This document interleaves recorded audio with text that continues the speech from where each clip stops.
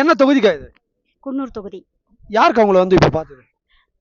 தங்கராஜ் அவர்கள். அக்கா, அவருக்கு வெற்றி வாய்ப்பு இருக்கா? மக்கள் என்ன சொல்றாங்க இங்க?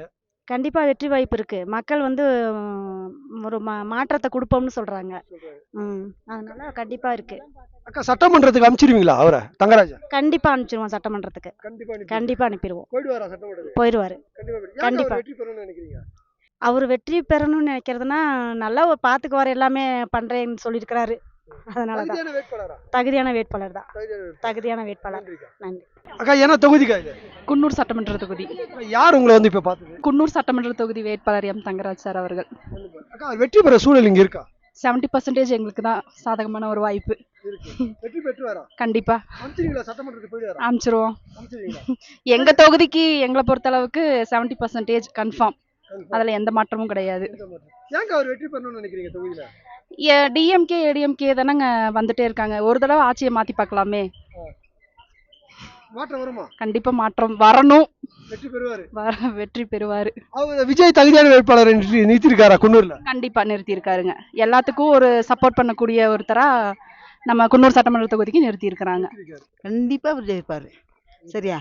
எல்லாரும் ஒன்னா சேருங்க. நான் தெய்வ சாமி ஆடுறேன், சாமி சக்தி சொல்றேன்.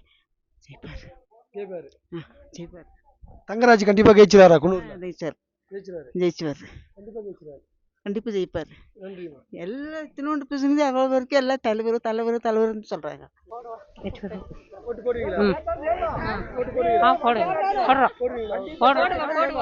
அங்க போடுறோங்க சார். குன்னூர் தொகுதியில ஜெயிச்சிருவாரா அவரு? ஜெயிச்சிருவாரு. கண்டிப்பா ஜெயிப்பாரு. கண்டிப்பா கேரண்டி. குன்னூர் தொகுதியை பிடிச்சிருவாரா தங்கராஜ்? கேரண்டி பிடிச்சிருவாரு. கேரண்டி பிடிச்சிருவாரு.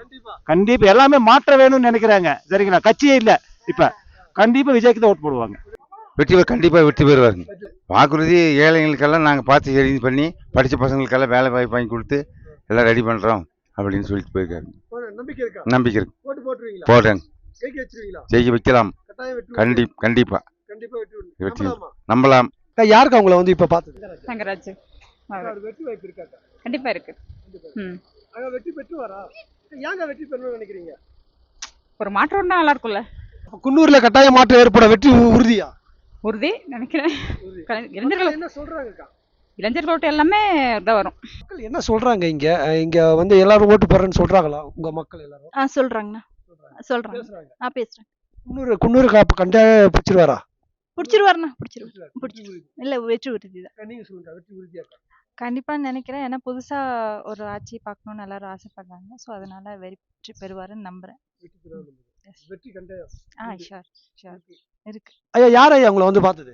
தங்கராஜ் ஐயா விசில் சின்னத்துக்கு கேண்டிடேட்டா வந்திருக்காரு எம்எல்ஏ இதுக்கு தேர்தல். என்ன சொன்னீங்க?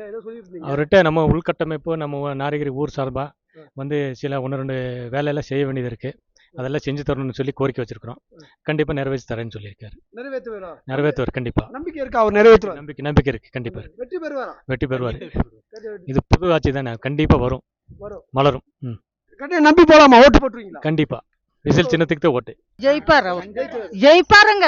கண்டிப்பா ஜெயிப்பார். கோயில் முன்னால் சொல்றாங்க. கண்டிப்பா ஜெயிப்பார். அவர் ஜெயிப்பார். குன்னூர் தொகுதியை பிடிச்சிருவாருங்க. கண்டிப்பா பிடிச்சிருவார். சரிங்க. ஓட்டு போட்டுருவாங்க.